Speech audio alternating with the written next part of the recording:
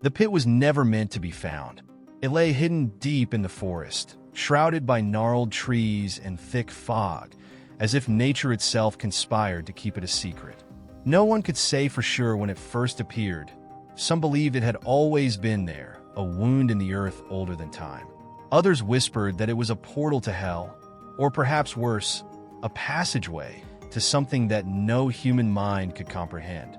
Its mouth was wide, jagged, and impossibly dark. At first glance, it seemed like any other abandoned well, overgrown with weeds and moss. But the darkness that stretched below was not natural.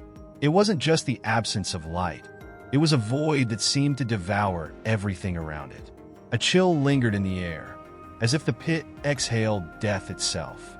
And there was always the sound, a low, constant hum, like the earth groaning in agony.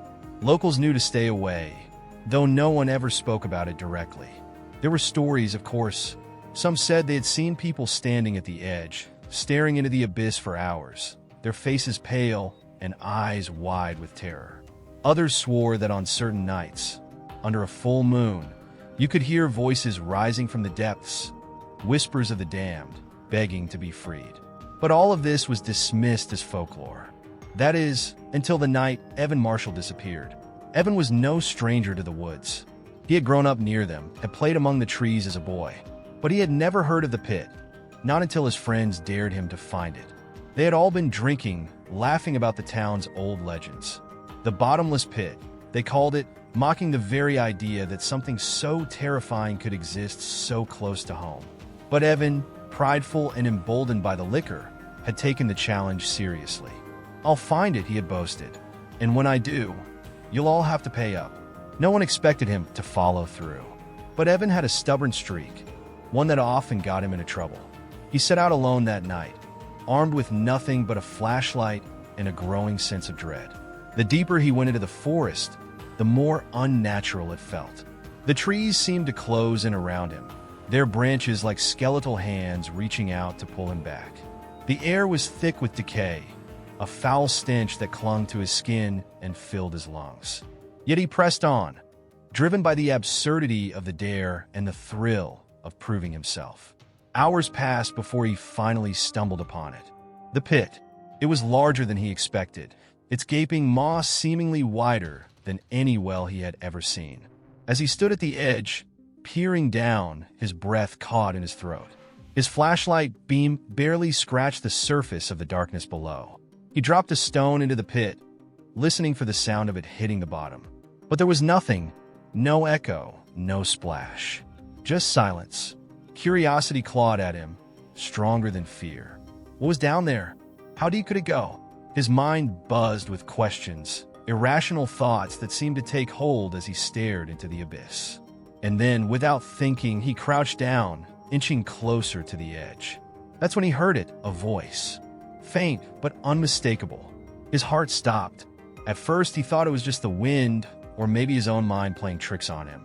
But the voice grew louder, clearer. It was calling his name. Evan. It was a whisper, soft and almost melodic, but there was something wrong about it. The sound was coming from the pit, as if someone, or something, was waiting for him in the darkness. A shiver ran down his spine, and yet he couldn't tear his eyes away. Evan. The voice was insistent now, beckoning him closer. He felt a sudden, overwhelming urge to leap into the pit, to let it swallow him whole. His muscles tensed, and for a moment, he swore he could see something moving in the shadows below. Something shifting and writhing, a mass of indistinct shapes and tortured faces. Evan. The voice was no longer a whisper. It was a command, and he couldn't resist. Evan's body moved against his will, legs trembling as he leaned closer to the edge, hands gripping the jagged stone lip of the pit. The voice no longer held a trace of the faint whisper he had first heard.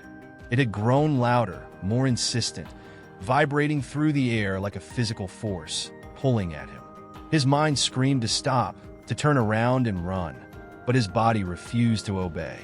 The pit seemed alive, breathing in sync with his panicked breaths, and the closer he got, the more the surrounding air thickened, pressing down on his chest like invisible hands.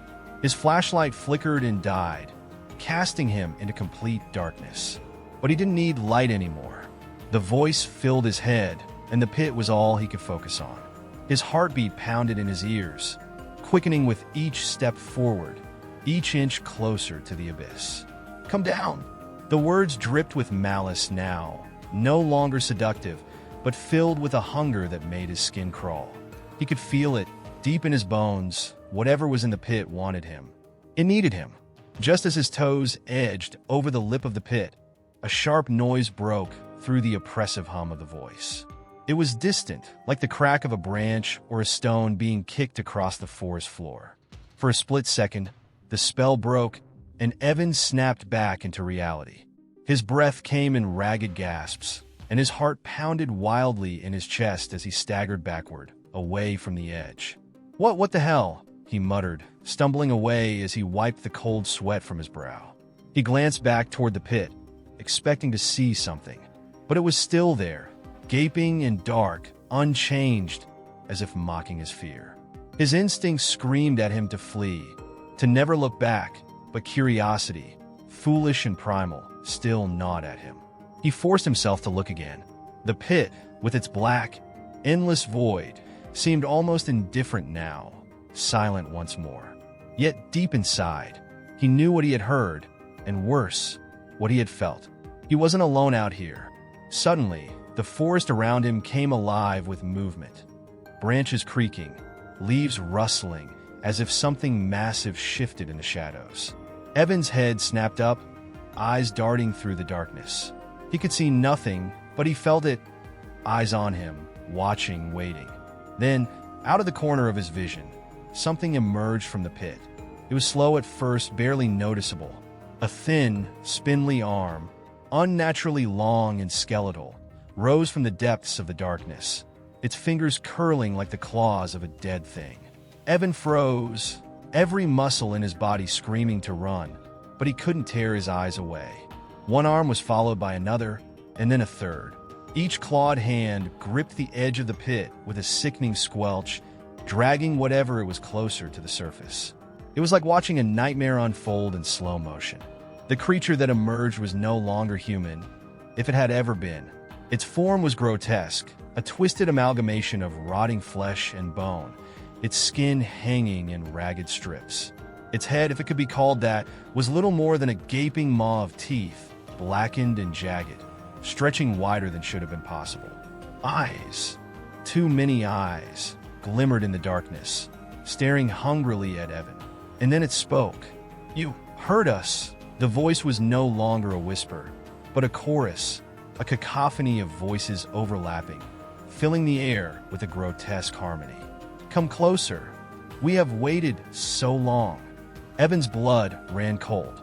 His legs finally obeyed his mind, and he stumbled backward, terror clawing at his throat.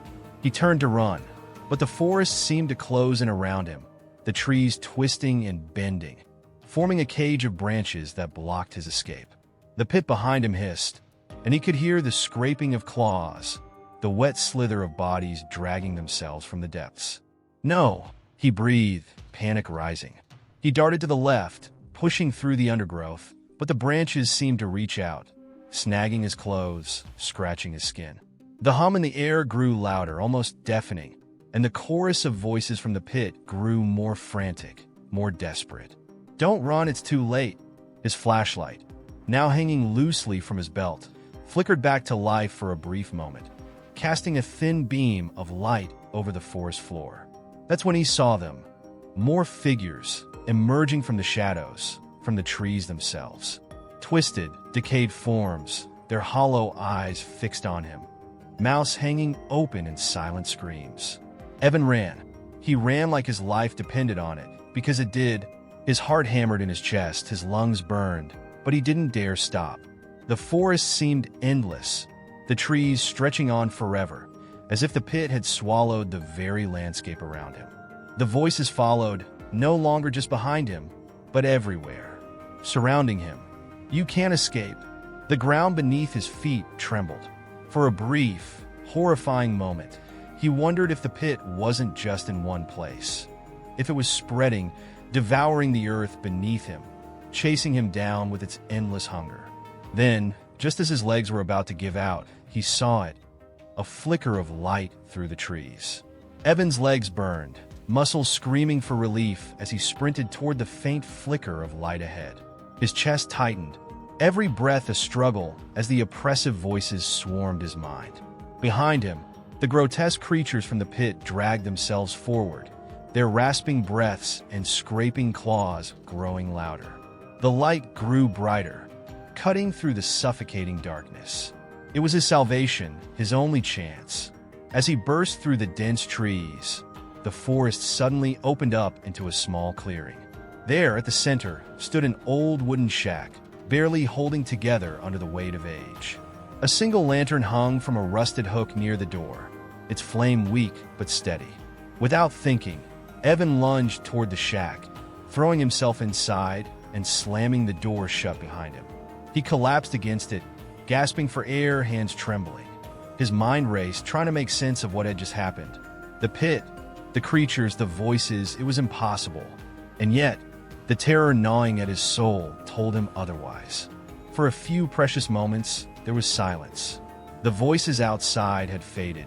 The trees no longer whispered, and the suffocating darkness seemed to lift. But deep down, Evan knew it wasn't over. The shack was small, its walls lined with rotting wood and the air thick with dampness. In the dim light of the lantern, Evan noticed something strange, a large, circular trapdoor in the middle of the floor, its edges reinforced with rusted iron. His heart sank as he stepped closer. The door was old, covered in strange symbols carved deep into the wood. A sudden thud from outside made him jump, followed by a low, guttural groan. The creatures were still out there. His eyes darted to the windows, where he could see shadows shifting among the trees. They were circling the shack, waiting. Evan's pulse quickened, panic rising again. He backed away from the door and stumbled toward the trapdoor, irrationally drawn to it.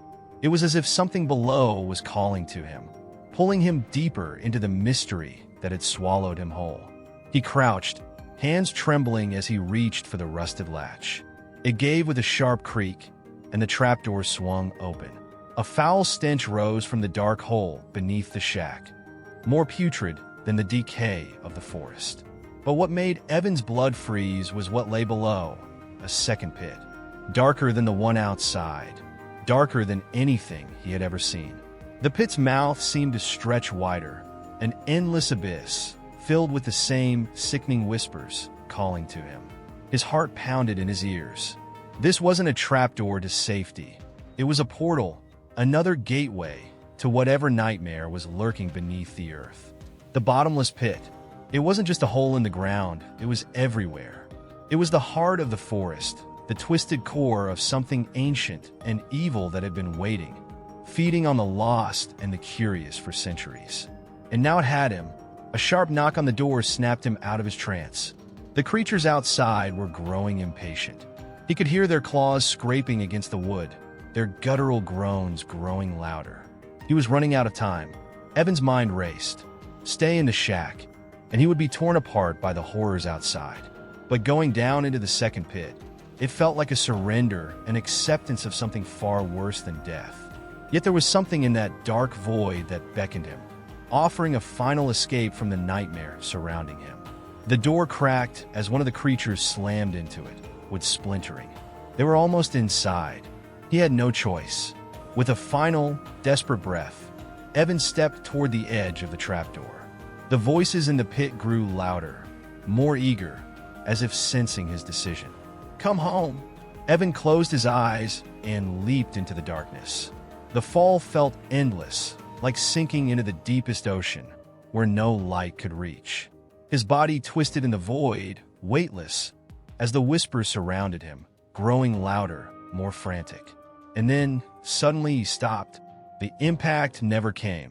Instead, there was only silence. The oppressive weight of the voices was gone, replaced by a cold, eerie stillness. Evan opened his eyes, and what he saw made his heart stop. He wasn't in the pit anymore. He was back at the edge of the forest, standing in front of the pit's mouth, exactly where he had started. The trees were still, the air no longer thick with death. It was as if none of it had happened, as if the horrors of the pit had been nothing more than a dream. But Evan knew better. He turned slowly and stared down into the pit, its darkness still as deep and infinite as before. But now, he could hear them clearly, the voices. They were laughing, mocking. "You'll come back." The pit waited, patient, eternal. The creatures, the darkness, they were always there, waiting for the next soul to be drawn in. And deep in his heart, Evan knew he would never truly escape. The pit had claimed him. It was only a matter of time. The bottomless pit never let go.